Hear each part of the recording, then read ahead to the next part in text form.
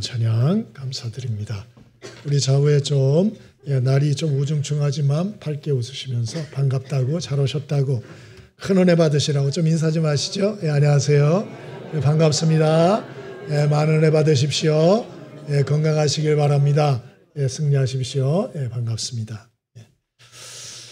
우린 지난 주일 지혜롭게 사는 비결에 대해서 말씀을 나눴습니다. 그러나 오늘 다시 한번 우리 인생을 지혜롭게 사는 비결에 대해서 더 말씀을 좀 나눠야 될 것 같아요. 왜 그러냐? 아무리 말씀을 듣고 깨닫고 감동받고 결단했다 해도 삶 속에 훈련하지 않으면 아무 소용없어요. 변화도 없고 축복도 없고 저는 그렇습니다. 유대인의 지혜 습관이라는 책이 있습니다. 이 책에 보면 유대인이 전 세계 인구의 0.25% 그러나 노벨상은 30%를 석권하고 있다 이렇게 적고 있어요. 뿐만 아니고 세상 정치, 경제, 문화, 예술을 주도하고 있다. 그들의 뛰어남의 비결이 무엇인가? 여러분들 궁금하지 않습니까? 우리나라보다 훨씬 작은 나라예요. 인구도 훨씬 작아요. 그러나 여러분 세계를 주름잡고 있는 나라지 않습니까? 어느 나라도 함부로 할 수 없는 나라. 비결이 뭔가 대단히 궁금하죠? 그 책에 보면 답은 습관이라고 돼 있어요. 습관. 이 사람들은 학습한 것을 몸에 뵐 수 있도록 끊임없이 반복하고 반복한다는 거예요. 그래서 13살 이상 되는 사람은 하루에 3번 기도하도록 어렸을 때부터 반복해서 교육한답니다. 습관이 들도록. 그래서 유대인은 정통적인 유대인들은 어디 가서든지 하루에 3번 자연스럽게 기도하는 게 자연스러워진다는 거예요. 자연스러워진다.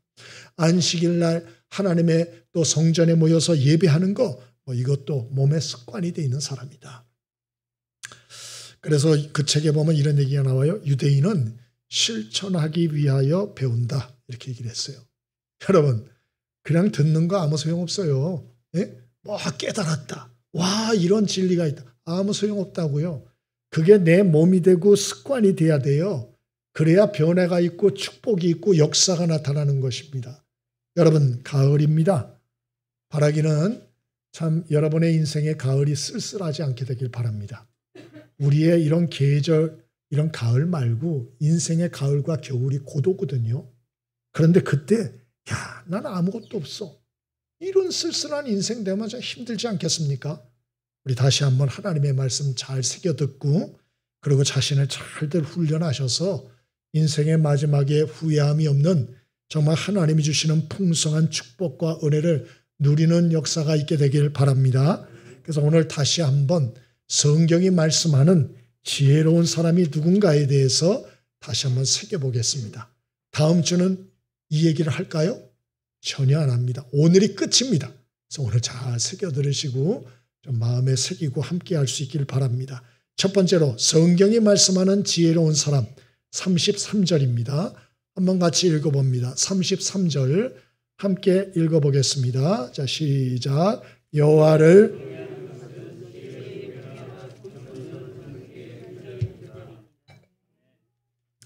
첫 번째로 성경이 말하는 지혜로운 사람이 누군가? 첫 번째로는 하나님을 경외하는 사람이다. 이렇게 말하고 있어요. 그래서 오늘 본문 33절에 여호와를 경외하는 게 지혜의 훈계다. 겸손은 존귀의 길잡이다. 이렇게 말했죠. 잠언 9장 10절에도 여호와를 경외하는 것이 지혜의 근본이고 거룩하신 잘 아는 것이 명철이다. 그랬어요. 잠언 1장 7절에도 여호와를 경외하는 것이 지식의 근본이다. 하나님을 경외하는 것이 모든 지혜의 기초다. 그렇게 말해요. 시작이다. 그 얘기예요. 여러분은 동의하십니까? 여러분 정말 하나님을 경외하는 게 인생을 잘 사는 지혜의 시작이라는 걸 정말 인정하세요? 리 애트워터라는 사람이 있었다고 합니다. 대학에서 심리학을 전공하고 군주론에 심취하여 권모술수를 배우고 정치에 입문했어요. 정략가요 야비한 사람이에요. 그런데 정치인들이 이런 사람 좋아합니다. 1982년에 레이건 대통령 선거 참모가 돼서 대통령 만들었고요. 1988년엔 조지 부시 아버지의 선거 참모장이 되어서 참으로 역시나 아버지 조지 부시를 대통령으로 만들었어요. 여름까지도 민주당의 마이크 두카키스가 17%를 앞서고 있었다 그래요. 조지 부시보다. 여러분, 가을 11월 달이 미국 대선 아닙니까? 근데 여름까지도 두카키스가 17%를 앞서고 있던 거예요. 근데 누가 개입을 했느냐? 아까 얘기했던 리 애트워터가 선거 참모장이 돼서 이제 여러 가지 일을 벌이는데 두카키스의 정신병력을 파고들었고, 두 번째, 이 두카키스가 실수로 미국의 성조기를 밟았는데 그 사진을 언론에 다 퍼뜨렸고, 세 번째, 두카키스의 부인에 대한 험담을 선전선동해서 언론에 다 퍼뜨렸어요. 그래서 언론 통하여 이 모든 국민의 마음이 돌아섰습니다. 11월 달에 그래서 누가 당선됐나? 17% 뒤섰던 조지 부시가 대통령에 당선됐어요. 그리고 이 양반은 38세에 전국 공화당 위원장이 됐습니다. 권력의 핵심 인물이 됐어요. 38살에. 아주 세하지 않았습니까? 그런데 어느 날 몸이 좋지 않았어요. 병원에 가서 진단합니다. 판결이 어떻게 났나? 뇌암이에요, 뇌암. 그래서 그 다음에 1991년 3월 달에 세상을 떠납니다. 이분이 죽기 전에 뭐라고 얘기를 했나? 이런 소리를 했어요. 지금까지 내가 잡은 것은 허상이요, 가짜요, 거짓이었다. 내가 지금까지 상처 준 사람들에게 용서를 구하고 싶다. 그러고 죽었어요. 39살에. 세상에 언뜻 사람들 보면 화려해 보입니다. 대단해 보입니다. 와, 성공했어. 와, 부자야. 와, 대단해. 와, 부러워. 그러나 여러분, 그 끝은 대단히 허무할 수 있다는 걸 알아야 돼요. 한순간에 가는 것이에요. 그래서 성경은 누가 진짜 지혜로운 사람인가? 겸손히 하나님 두려운 줄 알고 경외하는 사람이 지혜로운 사람이고, 그런 사람이 바로 여러 가지 행복과 지혜로운 삶을 시작할 수가 있다. 그런 얘기예요. 그러면 목사님, 겸손해서 하나님 경외하는 사람은 어려움도 없고 고난도 없고 다 잘 됩니까? 다 장수합니까? 그렇지 않죠. 그렇지 않아요. 예? 열왕기상 19장에 보면 엘리야 선지자가 나와요. 850대 1로 바알 선지자들과의 대결에서 승리하죠. 그러나 환경은 엘리야 뜻한 대로 움직여지지 않습니다. 변화가 없습니다. 오히려 이세벨이라고 하는 왕비에 의해서 이 엘리야는 지명수배자가 돼요. 그리고 이런 상황에 실망하고 탈진한 엘리야 선지자는 사명을 던져버려요. 사명이고 뭐고 귀찮다. 그리고 던져버리고 도망갑니다. 그리고 로뎀나무 아래에서 하나님 앞에 기도합니다. 하나님, 나 혼자입니다. 나 혼자 남았어요. 나 살고 싶지가 않아요. 내 손조들보다 나은 게 하나도 없어요. 나 죽여주세요. 나 죽고 싶어요. 이렇게 말하죠. 이때 하나님이 뭐라 그러죠? 너 혼자 남은 게 아니야. 아직 바알에게 무릎 꿇지 않은 너 같은 사람 7,000명을 남겨놨어. 그리고 하나님 말하지 않습니까? 엘리야 선지자가 이 소리 듣고 다시 일어나서 사명을 감당하지 않습니까? 여러분, 하나님의 사람들도 낙심하죠. 절망스러운 환경을 만나죠. 자포자기하고 원망불평하고 분노하고 억울한 일들을 당하지요. 당연히 당하지요. 병도 들지요. 환경이 내 뜻대로 안 돌아가지요. 기도해도 당장 응답이 주어지지 않지요. 하나님 말씀대로 살아도 축복이 당장 주어지지 않지요. 그래서 답답하지요. 안타깝지요. 몸살이 날 정도지요. 그러나 그럼에도 불구하고 하나님을 경외하는 자들에게는 어떤 축복이 있습니까? 의지할 대상 하나님이 있다는 사실이 믿는 자들에게 큰 소망이 되는 거예요. 우리가 여러 가지 고통스러운 답답한 일이 있을 때 사탄은 속삭입니다. 넌 혼자다. 아무도 너를 관심 두지 않는다. 모든 사람이 너를 버렸다. 속삭이지만 그러나 우리는 혼자가 아니에요. 하나님, 연약한 우리를 도와주시는 하나님이 계시고요. 또 옆에는 고난 중에도 믿음의 길을 꿋꿋이 걸어가는 믿음의 동역자들도 많아요. 나 혼자 힘들다? 누가 그런 소리를 해요? 나보다 더 힘들게 사는 사람도 지천으로 깔렸어요. 그럼에도 불구하고 믿음을 지키고 절개를 지키는 사람이 수도 없이 많습니다. 왜 우리가 절망합니까? 나 혼자 힘들다고 생각하는 거예요. 그렇지 않다니까요. 많아요, 많아요. 제가 이따 말씀드릴 거예요.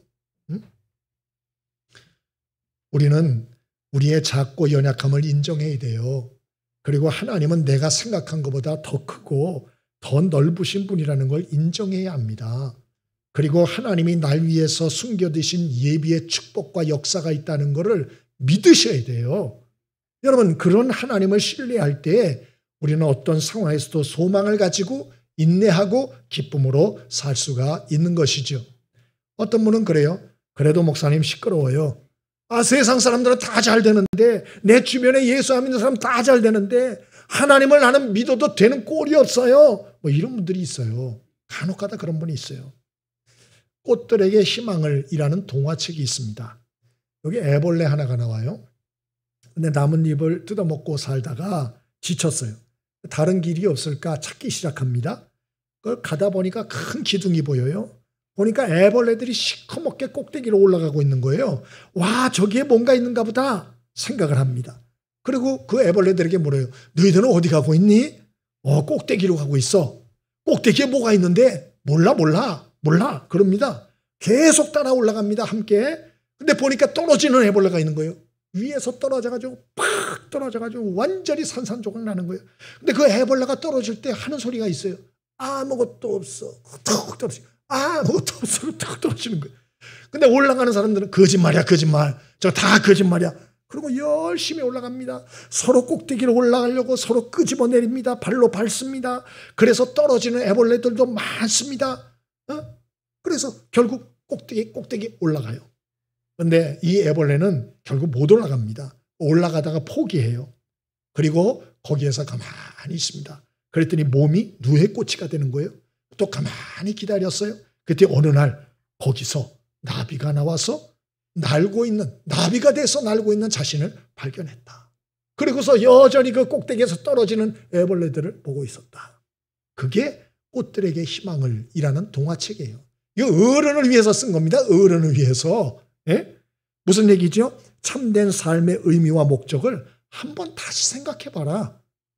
꼭대기에 올라서 1등 하는 거, 출세하는 거, 돈 많이 버는 거, 성공하는 거, 과연 그것만이 인생을 잘 사는 것일까? 그게 과연 인생의 목적일까? 한번 다시 생각해보라는 거예요. 뭐가 인생을 잘 사는 건지. 그리고 다른 삶이 있고 다른 길이 있다는 것을 깨달아라. 그런 얘기입니다. 여러분, 우리 그리스도인들은 이 땅이 끝이라고 믿는 사람이 아니에요. 우리는 하나님의 나라의 꿈을 꾸고 사는 사람이에요. 우리는 천국의 꿈, 소망을 가지고 사는 사람입니다. 이 세상 사람은 이 땅이 다예요. 그 사람들은 이 땅 그냥 살다가 죽는 거예요. 그리고 멸망길을 가는 겁니다. 그럼 우리 예수 믿는 사람은 그게 아니잖아요. 그러므로 우리는 세상 사람과 다른 삶을 살아야 되는 거예요. 아니, 끝이 다른데 왜 똑같이 살라 그래요? 우리 끝이 다르다니까. 목표가 다르다니까요. 그럼 다르게 살아야죠. 다르게. 그래서 베드로 전서 5장 6절에 하나님의 능하신 손 아래에서 겸손하라. 때가 되면 너희를 높이시리라. 그렇게 약속을 하셨어요. 로마서 12장 2절에는 너희는 이 세대를 본받지 말고 오직 마음을 새롭게 함으로 변화를 받아 하나님의 선하시고 기뻐하시고 온전하신 뜻이 무엇인지 분별하라. 그렇게 말하지 않았습니까? 그러므로 우리는 어떤 고난이 있어도 세상 사람들 모양 원망불평하지 않게 되길 바랍니다. 하나님을 신뢰하고 소망 삼고 겸손하게 인내하며 하나님의 때를 기다릴 수 있게 되길 바랍니다. 출애굽기에 보면 출애굽한 이스라엘 백성들 광야 길을 가죠. 고생 많이 합니다. 그리고 가나안 땅을 코앞에 두고 이 사람들이 습관이 됐어요. 불평이. 하나님을 불평합니다. 모세를 불평합니다. 어떻게 됐습니까? 하나님이 스톱. 너희들은 축복의 땅 못 들어가. 그리고 광야 길을 돌렸어요. 그래서 광야 길 40년 고생하다 거기서 다 죽습니다. 1세대가. 예? 여러분, 어떤 분이 그런 얘기를 해요. 이스라엘 백성들이 불평을 해서 못 들어갔는데 가나안 땅에 그 불평한 단어가 40개 단어래요. 40개 단어. 그러니까 결국은 하나님이 한 단어 불평하는 소리당 1년으로 치신 거다. 그런 얘기를 하더라고요. 아주 새로운 해석이에요. 좋습니다. 여러분, 고난과 어려움 중에 원망 불평의 말을 합니까? 고난, 이 기다림의 시간만 늘어날 뿐이라는 걸 여러분 꼭 명심할 수 있게 되길 바랍니다. 사장님이 어느 날 여러분을 불렀어요. 여러분이 직원이에요. 잠깐 보자고. 왜? 승진시키려고. 월급 더 주려고. 연봉 협상하려고 승진시켜서 불렀어요. 차를 한잔 마시면서 대화를 하는데 이 직원이 사장한테 처음부터 끝까지 원망불평이요. 세상이 이렇다 저렇다 그렇게 원망이 많은 거예요. 회사에 대해서. 그걸 사장이 다 들었어요. 이 사람 승진시킬까요? 안 시킬까요? 여러분 같으면 시키겠어요? 절대 안 시킵니다. 아이고, 알겠습니다.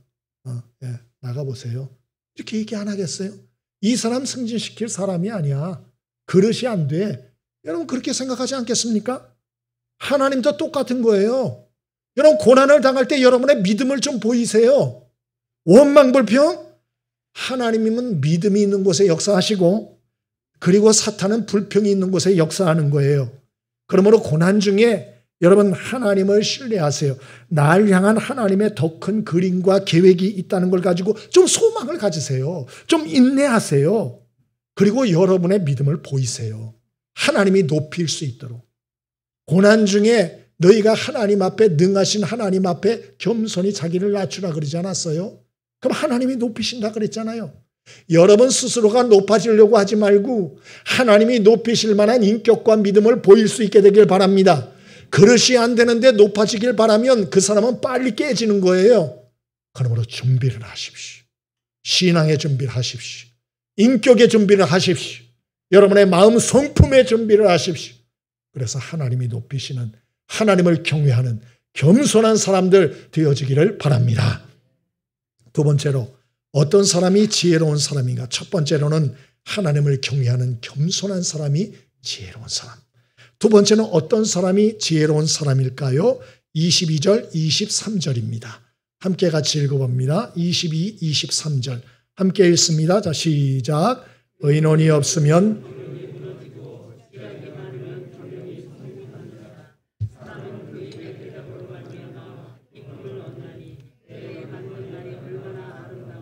아멘. 성경이 알려주는 진짜 지혜로운 사람들이 누구인가? 첫 번째로는 겸손히 하나님을 경외하는 사람이다. 두 번째는 어떤 사람인가? 소통할 줄 아는 사람이다. 한번 따라해 보시죠. 소통할 줄 아는 사람. 소통할 줄 아는 사람. 22절에 보니 의논이 없으면 경영이 무너진다. 나 홀로 결정하며 살지 말고 주신 공동체의 사람들과 의논하고 소통하며 살아라. 그게 지혜자다. 그 얘기예요. 23절에는 때에 맞는 아름다운 말을 해라. 이제 그렇게 말씀했죠. 한경직 목사님 얘기를 들었어요. 우리나라 목사님들 중에서 가장 말 실수가 적은 분으로 평가받는 분이 누군가? 소천하신 한경직 목사님이에요. 이분은 누가 옳은 말을 하잖아요. 그럼 뭐라 그러냐? 맞습니다. 그러면요. 맞고 말고요. 그렇게 반응을 하셨대요. 그리고 어떤 사람이 잘못된 말을 하면 이렇게 말씀하셨대요. 오, 일리가 있습니다. 이렇게 말씀하셨대요. 그래서 이 목사님한테는 적이 없고 원수가 없었답니다. 여러분은 이게 되세요? 누가 잘못된 말을 하면 여러분은 어떻게 반응하십니까? 아, 그만둬. 뭐 알지도 못하면서 이렇게 나오지 않아요? 여러분 그렇게 하면 적들을 만듭니다. 이거 소통을 잘하는 게 아니에요. 그 굉장히 소통을 잘못하고 미련한 사람인 거예요. 그렇게 하면 안 돼요. 우리 한번 옆에 사람에게 그 사람이 잘못된 말을 했다고 생각을 하고 한번 오, 일리가 있습니다. 한번 해보는 거예요. 자, 옆에 사람 보면서 자, 시작. 네, 비웃으면서 그러면 안 돼요. 진짜 웃으면서 얘기를 하셔야 돼요. 여러분, 그러나 우리가 적을 만들지 않은 걸로 족하냐? 그렇지 않죠. 예, 우리는 적을 안 만드는 정도 되면 안 되고 관계를 통해서 하나님의 나라와 하나님의 사랑과 은혜가 흘러가게 해야 돼요. 그래서 베드로전서 3장 9절에 악을 악으로 갚지 말고 욕을 욕으로 갚지 말고 도리어 복을 빌라. 이를 위하여 너희가 부르심을 받았다. 그렇게 말했어요. 상대가 욕을 해도 욕으로 되갚지 말고 상대가 악으로 너를 대해도 악으로 갚지 말라고 오히려 복을 빌어주라고. 아, 이거 쉽지 않거든요. 네? 여러분 우리가 매일 큐티 하고 있잖아요. 지금 오늘 큐티 내용이 뭐였습니까? 다윗의 아들 압살롬이 형을 찔러 죽이고 도망가는 거. 그거 아닙니까? 여러분 다윗 보면 자식들이 엉망이었어요. 엉망진창이었어요. 왜냐? 다윗 스스로가 본이 되지 못했고 아버지로서. 둘째는 다윗이 자녀들과 이 인격적 관계가 안 좋았어요. 그러니까 이 자식들하고 사랑의 관계가 아니고 아주 이게 서먹서먹했다고요. 네? 왜 그러냐? 이 소통할 줄 몰랐어요. 다윗이 자식들하고. 그래서 자식들이 이 아버지와 마음을 열고 고민을 얘기를 하지 않는 거예요. 고민이 있어도 아버지한테 얘기 안 해. 그 누구한테 얘기하나? 악한 동무들과 상의했다고 돼 있어요. 그러니까 악한 동무들하고 상의하니까 악한 상담을 받죠. 그래서 그 인생, 자식들의 인생이 다 망가지는 거예요. 다. 예? 여러분, 그렇기 때문에 우리가 가정에서 주변 사람과 인격적인 교제, 사랑의 교제, 이 소통하는 삶, 이거 잘 살아야 되는 거예요. 응?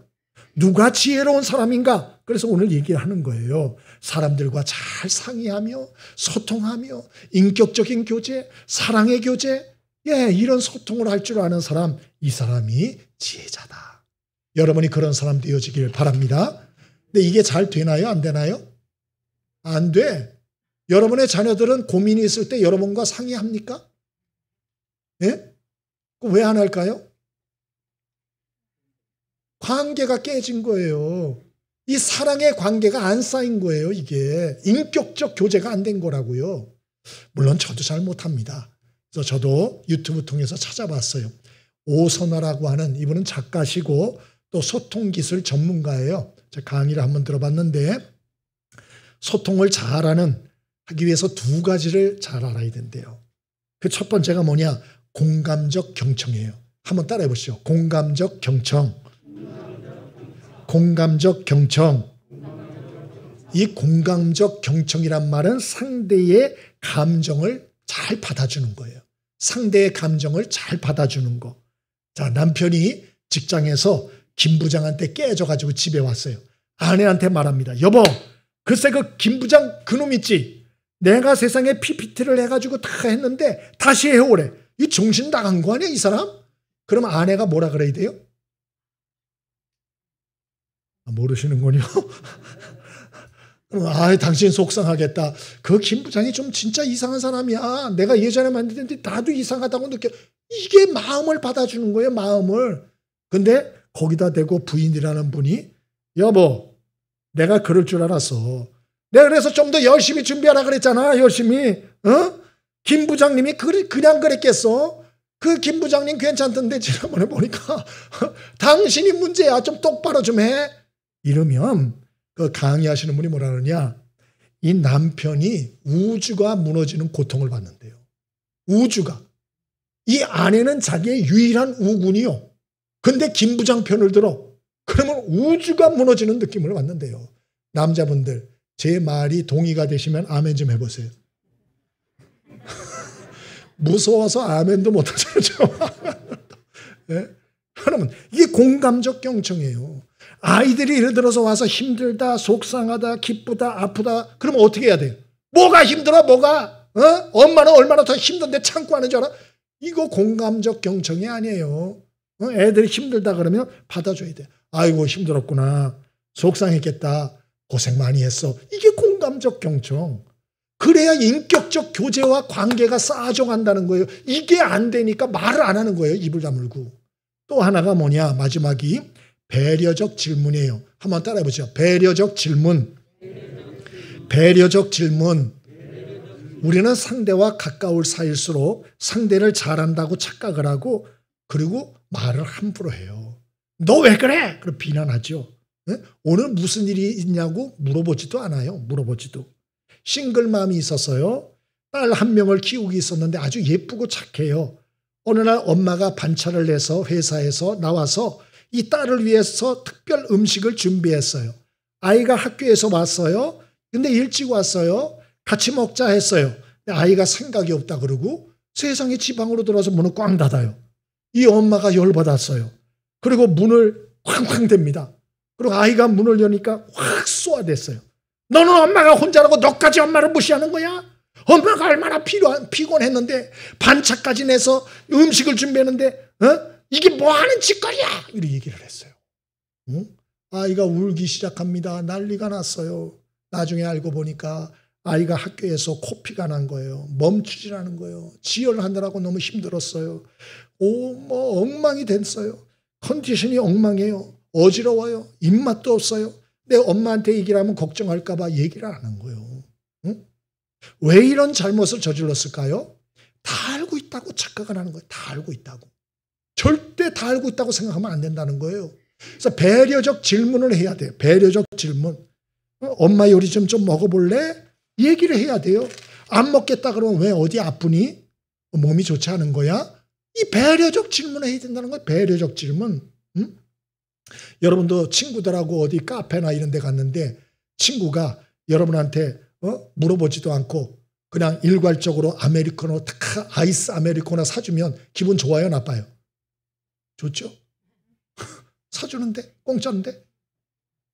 고맙긴 하지만 기분은 좋지 않아요. 그게 바로 상대적 질문이 필요할 때예요. 뭘 먹을래?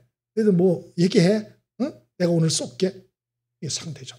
배려적 질문을 해야 된다는 거예요. 그래야 관계가 좋아진다. 여러분, 저와 여러분이 공감적 경청과 배려적 질문을 저도 잘 못해요. 잘 훈련해서 관계의 축복과 행복을 누리는 지혜자들 꼭 되기를 바랍니다. 세 번째입니다. 성경이 말하는 지혜자들, 진짜 인생의 지혜자들이 누구인가? 24절입니다. 함께 같이 읽어봅니다. 24절 함께 읽습니다. 자, 시작. 지혜로운 자는 위로 향한 생명길로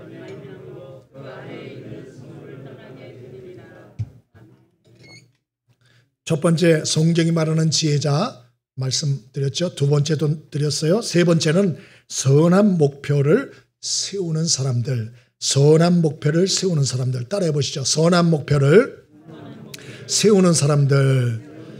24절에 지혜로운 자는 위로 향한 생명길로 말미암아 그 아래 스올을 떠나게 된다 그랬어요. 스올은 죽음과 죄와 악과 어둠과 악령의 세계를 의미해요. 그 지혜자가 누가 지혜자인가? 죽음과 악과 죄와 어둠의 세계를 떠나는 사람. 이게 바로 지혜자인데 어떻게 그걸 떠날 수 있느냐? 네? 오늘 성경이 말하는 거예요. 선하고 좋은 목표를 세우고 행하라 그렇게 말하고 있어요. 생명의 길로 가면서 생명의 목표, 거룩한 목표, 선하고 좋은 목표를 세우고 행하라. 무디 목사님이 어느 날 설교를 할 때 컵을 갖다 놨어요. 그리고 물을 반쯤 담았어요. 그리고 교인들에게 물어봤어요. 여기 반에 공기가 가득한데 공기를 없애는 방법이 뭘까요? 물었어요. 그리고 방법은 간단해요. 그리고 물을 부었습니다. 물을 붓자 가득 찼어요. 자, 물을 가득 부으면 공기는 사라지죠. 똑같습니다. 우리의 마음 속에, 삶 속에 안 좋은 생각, 부정적인 생각, 더러운 생각, 악한 생각 이런 것들을 빼내는 거 쉽지 않습니다. 이걸 어떻게 없앨까? 산에 가가지고 100일 공을 들이면 없어질까? 안 없어져요, 답은. 네? 밥을 굶으면 없어질까? 안 없어져요, 정답은. 아니면 내가 무슨 참선 수련원에 들어가가지고 훈련을 받으면 없어질까? 정답, 안 없어져요. 제가 장담합니다. 안 없어져요. 돌아오면 원래 상태로 다시 돌아갑니다. 그럼 어떻게 하면 좋냐? 성경이 얘기를 해요. 선하고 좋은 생각들, 그러한 목표들을 마음에 채우고 실행해라. 그러면 너희가 스올에서 떠나게 될 것이다. 이렇게 얘기를 하고 있어요. 그러므로 여러분, 저와 여러분이 좀 하나님을 향한 또 많은 사람을 위한 이러한 많은 좋은 선한 목표를 세우고 행할 수 있게 되기를 바랍니다. 그러면 이런 악한 모든 것들이 내 삶에서 떠나가는 걸 느끼게 돼요. 뿐만 아니고 하나님과 사람에게 사랑도 받아요. 뿐만 아니고 사람 관계가 좋아져 가지고 전도할 기회도 많이 생기게 돼요. 저희 집사람이랑 예전에 우리 목사님 부부로 한번 좀 이렇게 모인 적이 있어요. 그래서 차를 타고 어디까지 갔는데 이제 차에 많이 탔잖아요. 근데 나는 생각을 못 했는데 집사람이 쓰레기 봉투를 하나 딱 가지고 타고 그리고 물을 사더라고요. 뭐 하려고? 그랬더니 좀 이렇게 같이 나누려고. 그래서 물을 여러 병 사더라고요. 생수를 가지고 탔어요. 타더니 생수가 필요한 분 그러더라고요. 저요 그러니까 생수를 나눠주더라고요. 차 타고 이동할 때 좀 오래 이동을 했는데 가는 데마다 생수 필요한 분 얘기하세요. 드릴게요. 한 20개 넘어 샀거든요. 한 25개 정도 샀는데 그래가지고 다 나눠줬어요. 그리고 쓰레기 봉투를 앞자리에다 딱 걸어놓더라고요. 이거 뭐 하려고? 그랬더니 쓰레기 내가 다 모으려고 그러더라고요. 그래가지고 쓰레기 있는 분들은 여기다 버려주세요. 그래서 쓰레기 거기다 다 버리고. 그래서 제가 그런 생각을 했어요. 야, 내 아내지만 지혜롭다. 야, 이거 아무도 생각을 못 했거든요. 그 차 안에 쓰레기통도 없었어요. 물도 없었고, 물론. 응? 여러분, 우리가 선하고 좋은 생각, 어디를 가든지 항상 생각을 하셔야 돼요. 섬길 생각 하셔야 돼요. 이번 가을, 어떤 계획을 가지고 계세요? 난 놀러 갈 거야, 놀러 갈 거야. 어디 놀러 갈 거야? 부산 놀러 갈 거야? 바닷가 갈 거야? 가십시오. 가세요. 그런데 여러분, 놀러 다닐 목표만 세우지 마시고 좋고 선한 계획도 세우십시오. 어디 가든지 여러분이 튀는 사람 되어서 사람들에게 조롱거리 되지 마십시오. 항상 선한 거를 계획하십시오. 선한 목표를 세우십시오. 사람에게 도움되는 사람이 되십시오. 하나님과 사람에게 사랑받는 사람 되십시오. 바로 이런 사람들, 지혜로운 사람이라고 말하는 것이에요. 여러분, 저와 여러분이 오늘 이 말씀대로 선한 계획과 목표를 꼭 세우며 살 수 있게 되길 바랍니다. 가정에 있든지 어디 가든지 마찬가지예요. 오늘 뭘 받을까 그 생각하지 말고 항상 어떻게 섬길까 생각을 하십시오. 12월 18일 날 우리 교회에서는 장기 결석자 태신자들을 초청하여 전도 집회를 계획하고 있습니다. 여러분, 여러 가지 계획들을 세우는 중에 여러분 다른 분들 좀 선한 계획, 다른 분들을 하나님께로 인도할 선한 계획도 목표도 좀 세워보시면 좋겠어요. 그리고 그것을 좀 행함으로 여러분의 마음속에 선함의 이런 모든 생각과 목표와 계획들, 이러한 생명의 계획과 목표들, 그리고 아름다운 계획과 목표들이 가득가득하여서 하나님과 사람에게 사랑받고 축복받는 지혜자의 삶을 꼭 살 수 있게 되길 바랍니다. 마지막입니다. 어떤 사람이 지혜로운 사람입니까? 29절입니다. 함께 읽어봅니다. 29절 함께 읽습니다. 자, 시작.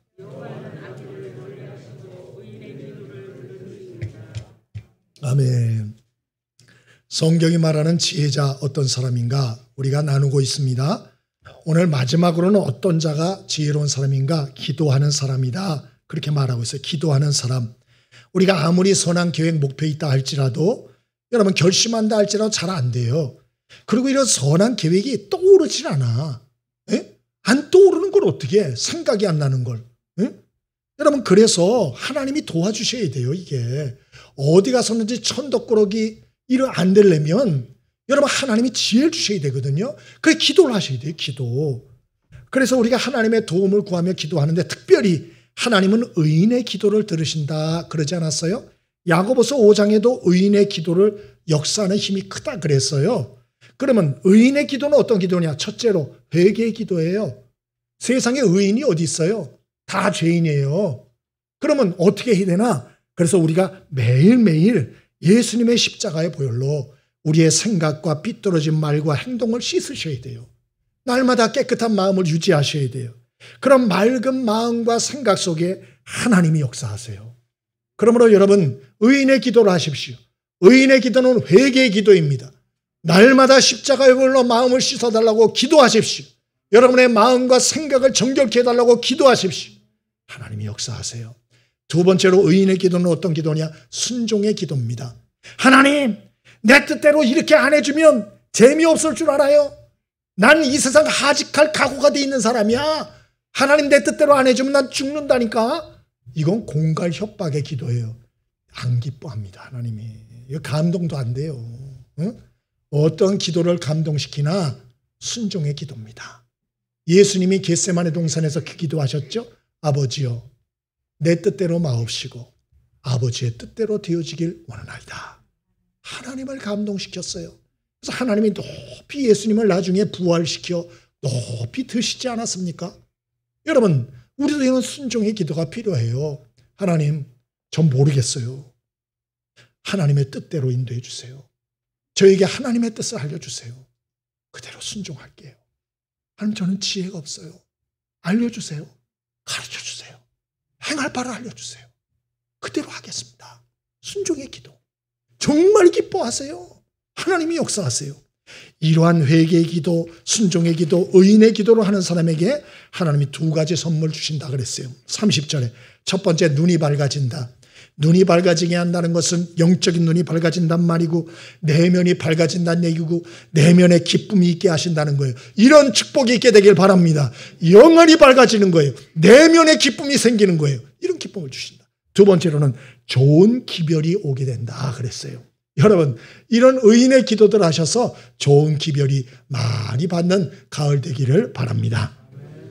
배상민 교수라고 집사부 일체에도 나오고 새롭게 하소서에도 나왔어요.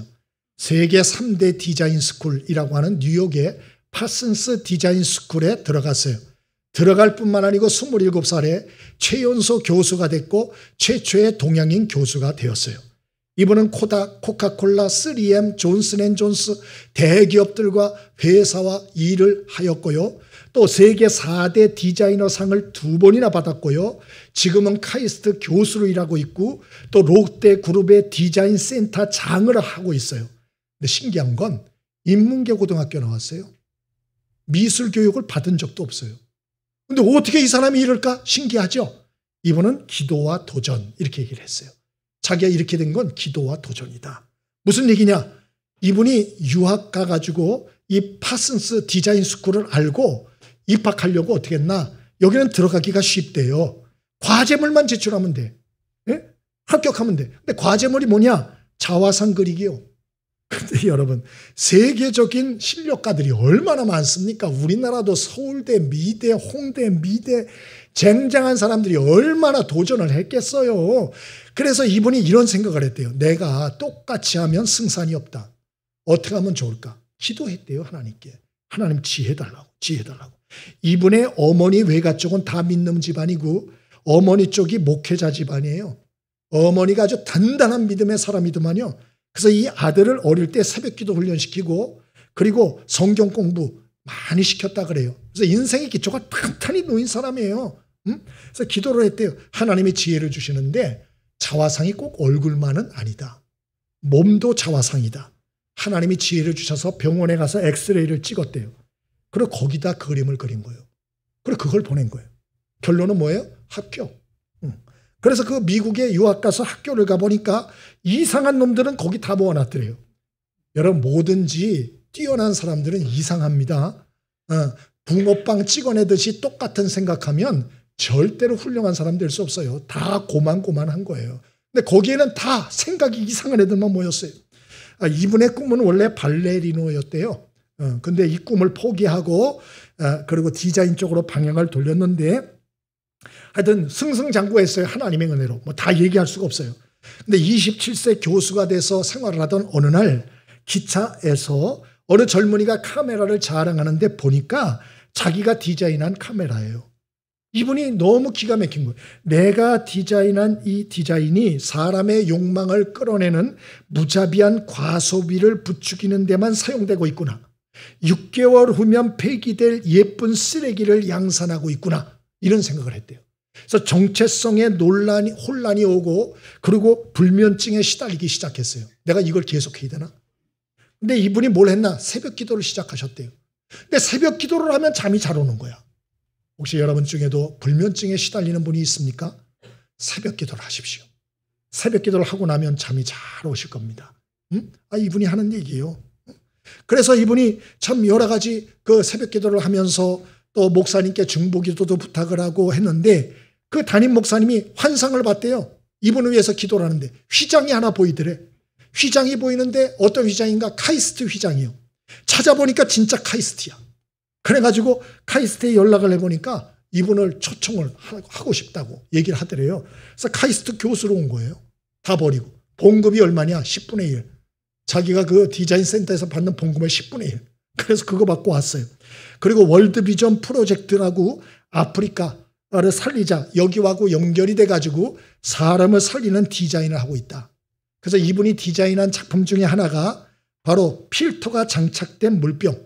그래서 이 병 위에 물을 부으면 그 아래 맑은 물이 나오는 거예요. 이거 이분이 디자인했다 그러고 또 흔들면 전파가 발사돼서 모기를 퇴치하는 모기 퇴치제. 생긴 거 보니까 애플킬러처럼 생겼는데 그걸 흔들면 전파가 나가는 거예요. 그 모기가 퇴치되는 거예요. 와, 기발하대요. 그러면서 이분이 이런 얘기를 했어요. 돈을 쫓지 말고 사람을 살리는 디자인을 나는 하고 싶다. 그러면서 강의하는데 99대 1이라는 얘기를 하더라고요. 99대 1이라는 건 뭐냐? 전 세계적으로 대학을 갈 수 없는 사람이 99%래요. 여러분 중에 대학 나온 사람이 있습니까? 여러분은 세계의 1% 안에 드는 사람이에요. 1% 안에. 그리고 이분이 얘기하는 게 세계에서 하루에 10,000원을 쓸 수 없는 사람이 90%랍니다. 하루에 2,000원 미만으로 쓰는 사람도 80%예요. 하루에 여러분이 10,000원을 쓸 수 있다면 여러분은 세계에서 10% 안에 드는 사람이라는 거예요. 그러면서 하는 얘기가 내가 왜 1%, 10% 안에 드는 축복을 받았을까? 더 많은 걸 가지려고 욕심만 찢어지게 가지지 말고 왜 하나님이 내게 10%와 1%의 복을 주셨나 좀 생각을 하고 빚진 자의 심정 미안한 마음을 가지고 돈이 되었던 재능이 되었던 시간이 되었던 마음이 되었던 그러지 못한 사람들과 나누는 인생을 살아라. 이것이 인간다운 삶이요. 이것이 바로 그리스도인다운 삶이다. 라고 강의를 했어요. 굉장히 도전을 받았어요. 여러분 추수의 계절입니다. 가을이에요. 나는 아무런 좋은 열매가 없어. 혹시 이런 분들 낙심되는 분들도 있을 겁니다. 그러나 낙심하지 마세요. 이제부터 하면 돼요. 지금부터라도 여러분 하나님을 경외하는 마음으로 겸손하게 인내하시고 그리고 사람들과 잘 사랑으로 소통하는 법을 좀 훈련 좀 하시고 그리고 선한 것들을 꿈꾸고 선행의 씨를 좀 많이 심으세요. 그리고 기도의 씨를 좀 많이 심으세요. 늦지 않았어요. 아직 늦지 않았어요. 여러분의 인생을 좀 귀하게 생각하세요. 답답해요. 아니 자기 인생을 왜 그렇게 함부로 낭비를 합니까? 그렇게 여러분의 인생이 하찮아요? 그렇지 않아요. 여러분의 인생은 귀한 것입니다. 그러므로 여러분 하나님을 신뢰하시고 그리고 인내하시고 그리고 다시 한번 새로운 꿈을 꾸시고 선한 행실의 씨를 많이 심으십시오. 기도의 씨를 많이 심으십시오. 그래서 저와 여러분의 인생의 가을에 하나님이 주시는 풍성한 축복과 기쁨을 여러분 우리가 누리는 은혜가 있게 되기를 바랍니다. 우리 찬송 한 장 같이 드리겠습니다.